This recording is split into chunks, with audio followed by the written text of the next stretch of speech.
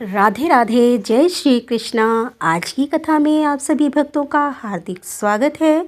भगवान श्री कृष्ण और श्रीमती राधा रानी की कृपा सदैव आप पर और आपके समस्त परिवार पर बनी रहे। दोस्तों, आज आप सुनेंगे पौष मास की कथा का 22वां अध्याय। तो भगवान श्री राम का ध्यान करके आज की पावन कथा का श्रवण करते हैं।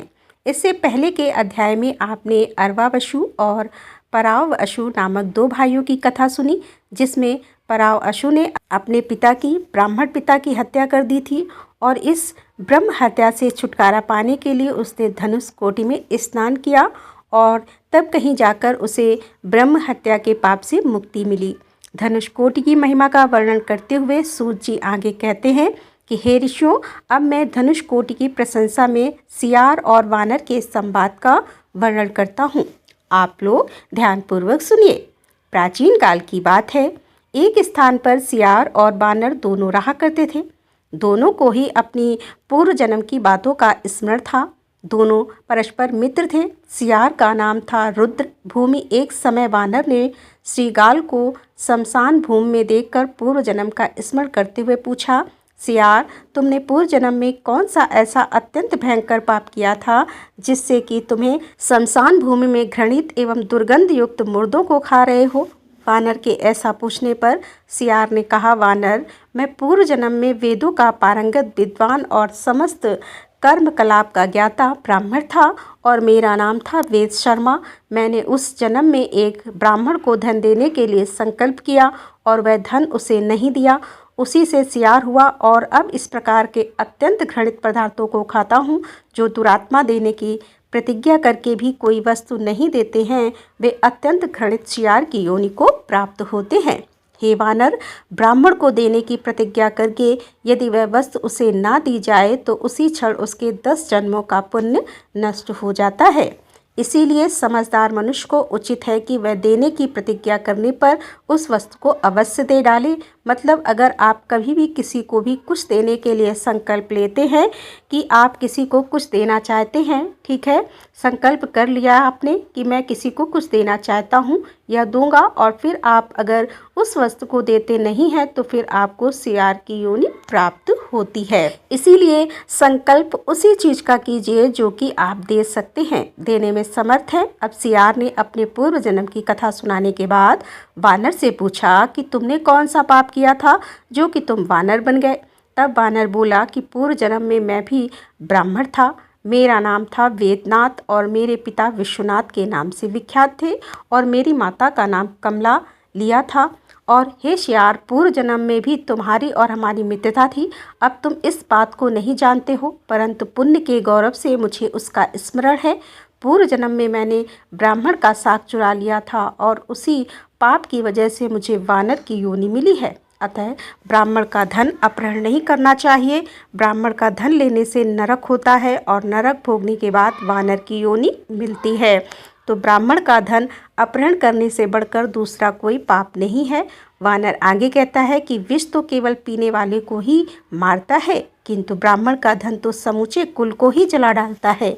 ब्राह्मण के धन का अपहरण करने से पापी मनुष्य कुंभी पाक नामक नरक में पकाया जाता है और इसके बाद भी जो पाप बच जाते हैं उसे भोगने के लिए वानर की योनि को प्राप्त होता है। इसीलिए ब्राह्मण के धन का अपहरण कभी नहीं करना चाहिए।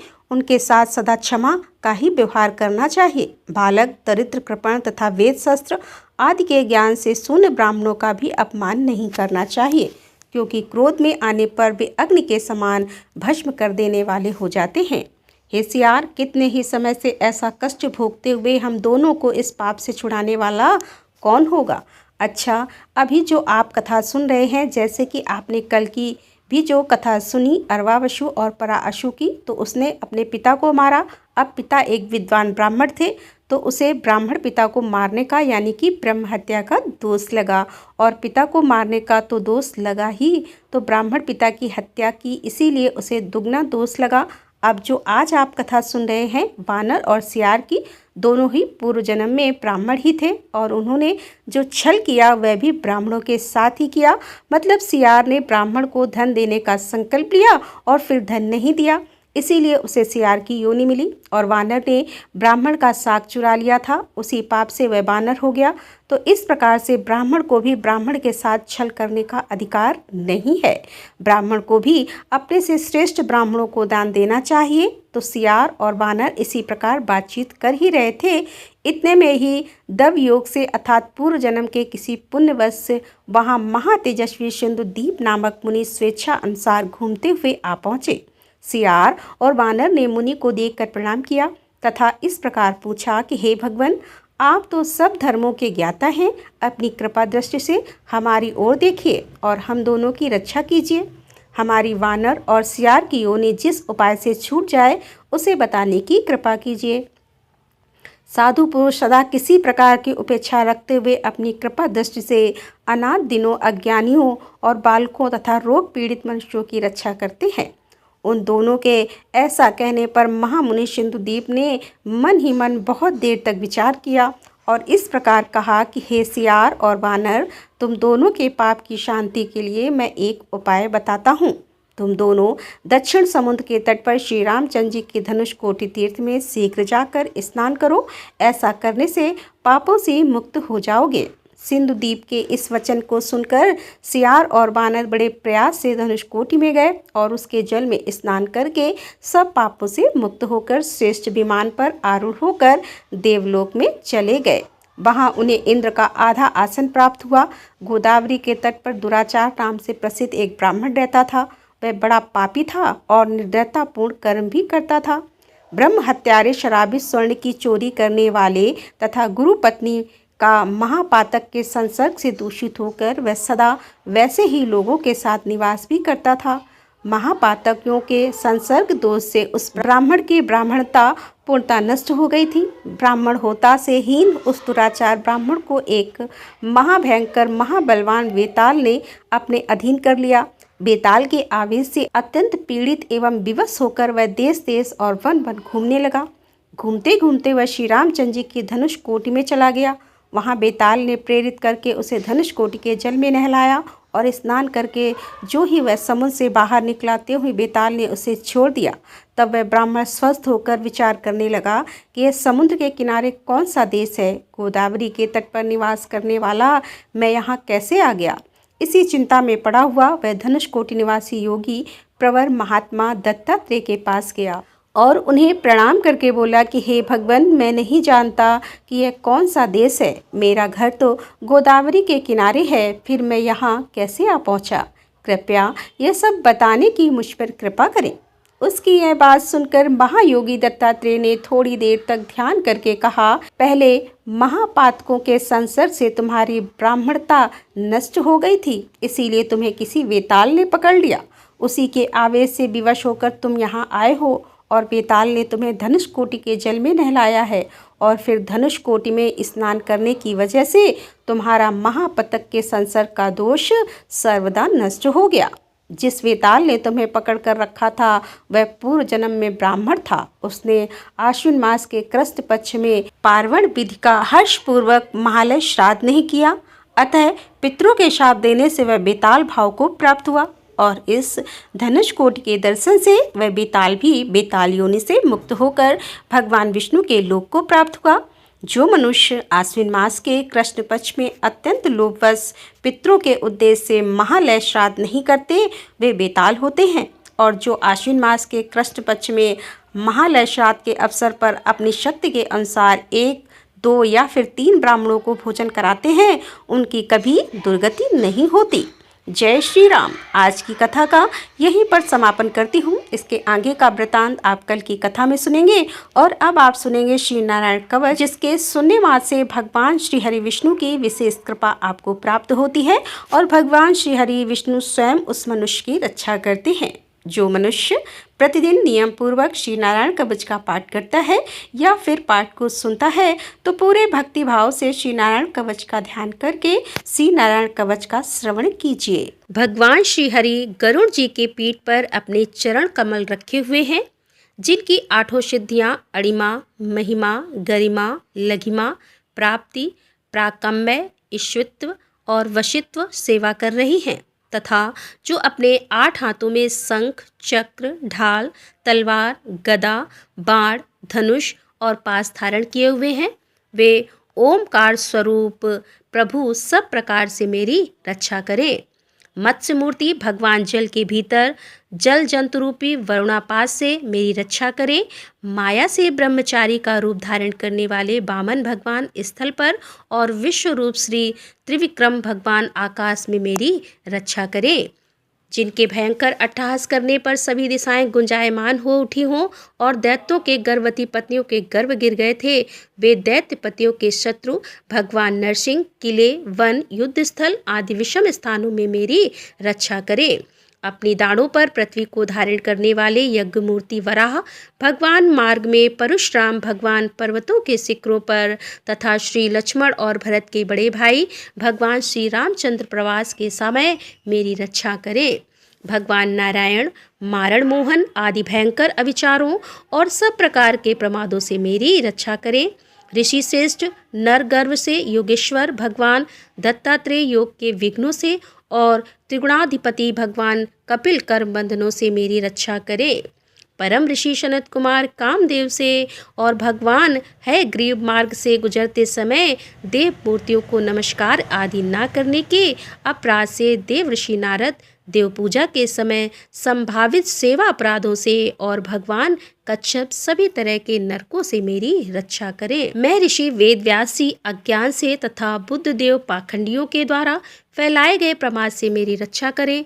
धर्म की रक्षा हेतु महान अवतार धारण करने वाले भगवान कलिक पाप बहुल कलिक युग के दोषों से मेरी रक्षा करें। भगवान कलिक पाप बहुल कलयुग के दोषों से मेरी रक्षा करें। प्रातः काल भगवान केशव अपनी गदा से दिन के दूसरे भाग चढ़ जाने पर भगवान गोविंद अपनी बांसुरी लेकर दिन के तीसरे भाग दोपहर के पहले भगवान नारायण अपनी तीक्ष्ण शक्ति लेकर तथा दिन के चौथे भाग मध्यकाल को भगवान विष्णु चक्रराज सुदर्शन लेकर मेरी रक्षा करें। दिन के 5वें भाग अपराह्न काल में अपना प्रचंड धनुष लेकर भगवान मधुसूदन मेरी रक्षा करें। छठे भाग सायंकाल में ब्रह्मा आदि त्रिमूर्तिधारी माधव रात के छठे भाग में प्रथम भाग प्रदोष काल में ऋषिकेश रात के दूसरे भाग में अर्धरात्रि के पूर्व तथा अर्धरात्रि के समय अकेले भगवान पद्म नाम मेरी रक्षा करें। रात्रि के चौथे भाग पिछले पहर में श्री वत्स लांछन श्रीहरि रात में 5वें भाग उषा काल में खड़गधारी भगवान जनार्दन रात के छठे भाग में सूर्योदय से पूर्व श्री दामोदर और संपूर्ण संध्याओं में काल मूर्ति भगवान विश्वेश्वर मेरी रक्षा करें। हे सुदर्शन, आपका आकार चक्र की तरह है, आपके किनारे का भाग प्रलयकालीन अग्नि की तरह अति तीव्र है। आप भगवान की प्रेरणा से सब ओर भ्रमण करते रहते हैं। जैसे आग वायु की सहायता से सूखे घास फूस को जला डालती है, वैसे ही आप हमारी शत्रु सेना को शीघ्र से जला दीजिए, जला दीजिए। हे कौमोद की गदा, आपसे छूटने वाली चिंगारियों का स्पर्श वज्र के समान असह्य है। हे भगवान अजीत की प्रिया, मैं आपका सेवक हूँ, इसीलिए आप कुष्मांड विनायक यक्ष राक्षस भूत और प्रेतादि ग्रहों को अभी कुचल डालिए तथा मेरे शत्रुओं को चूर चूर कर दीजिए। हे संघश्रेष्ठ, आप भगवान श्री कृष्ण के फूकने मात से भयावह नाद करके मेरे शत्रुओं का दिल दहला दीजिए एवं यादुधान प्रमद प्रेत म्रातका पिशाच तथा ब्रह्म राक्षस आदि भयंकर प्राणियों को यहाँ से शीघ्र दूर कर दीजिए। हे भगवान की खड़ग श्रेष्ठ नंदक, आपकी धार बहुत तीक्ष्ण है, आप ईश्वर की प्रेरणा से मेरे शत्रुओं को छिन्न भिन्न कर दीजिए। भगवान की प्यारी ढाल, आप में सैकड़ों चंद्राकार मंडल हैं। आप पाप दृष्टि रखने वाले मेरे शत्रुओं के नेत्रों को बंद कर उन्हें सदा के लिए अंधा बना दीजिए। ग्रहों, धूमकेतु आदि केतुओं, दुष्ट मनुष्यों, सरीसृप जीवों, दाढ़ों वालों, हिंसक पशुओं, भूत प्रेतों तथा पापी प्राणियों से हमें जो जो भय हो और जो जो हमारे शुभ के विरोधी हों, वे सभी भगवान के नाम रूप तथा आयुधों का कीर्तन करने से तत्काल नष्ट हो जाएं। बृहत रत्नतर आदि शाम वेद के स्रोतों से जिनकी स्तुति की जाती है, वे वेद मूर्ति भगवान गरुड़ और विश्वक सेन जी अपने नाम के उच्चारण मात्र के प्रभाव से हमें सब प्रकार की विपत्तियों से रक्षा करें। श्री हरि के नाम, रूप, वाहन, आयुध और श्रेष्ठ पार्षद हमारी बुद्धि, इंद्रिय, मन और प्राणों को सब तरह की विपत्तियों से बचाएं। जितना भी कार्य अथवा कारण रूप जगत है वह वास्तव में भगवान ही है। इस सत्य के प्रभाव से हमारे सारे पाप नष्ट हो जाएं। ब्रह्मा और आत्मा की एकता का अनुभव जो लोग कर चुके हैं, उनकी दृष्टि में ईश्वर का स्वरूप समस्त विकल्पों और भेदों से रहित है। फिर भी वे अपनी माया शक्ति के द्वारा भूषण, आयुध और रूप नामक शक्तियों को धारण करते हैं। यह बात निश्चित ही सत्य है। अतः सर्वज्ञ सर्वव्यापक भगवान श्रीहरि सदा सर्वत्र अपने सभी स्वरूपों से हमारी रक्षा करें, जो अपने भयंकर अट्टहास से सब लोगों के भय को समाप्त कर देते हैं और अपने तेज से सबके तेज का ग्रास कर लेते हैं। वे भगवान नरसिंह दिशा विदिशा, नीचे ऊपर बाहर भीतर सब ओर से हमारी रक्षा करें। देवराज इंद्र, मैंने तुम्हें यह नारायण कवच सुना दिया। अब तुम इस कवच से अपने को सुरक्षित कर लो, बस फिर तुम अनायास से सब दैत्यपतियों को जीत लोगे। इस नारायण कवच को धारण करने वाला पुरुष जिस किसी को भी अपनी आंखों से देख लेता है अथवा पैरों से भी छू लेता है, वह सत्काल ही समस्त भयों से मुक्त हो जाता है। इस वैष्णवी विद्या को धारण कर लेने वाले को राजा, डाकू, प्रेत, पिशाच और बाघ आदि हिंसक जीवों से कभी किसी प्रकार का डर नहीं होता। देवराज, पुरातन काल की बात है कि एक कौशिक गोत्र के ब्राह्मण ने इस विद्या को धारण करके योग धारणा से अपना शरीर मरुभूमि में त्याग दिया। जिस स्थान पर उस ब्राह्मण का मृत शरीर पड़ा था, उसके ऊपर से एक दिन गंधर्वराज चित्ररथ अपनी स्त्रियों के साथ विमान पर बैठकर निकले। इस स्थान पर आते ही वे नीचे की ओर सिर किए विमान सहित आसमान से धरती पर गिर पड़े। ऐसा होने पर उनके आश्चर्य की सीमा न रही। जब उन्हें बाल खिल्य मुनियों ने बतलाया कि यह नारायण कवच धारण करने का प्रभाव है, तब उन्होंने उस ब्राह्मण देवता की हड्डियों को ले जाकर पूर्ववाहिनी सरस्वती नदी में प्रभावित कर दिया और फिर स्नान करके वे अपने लोक को चले गए।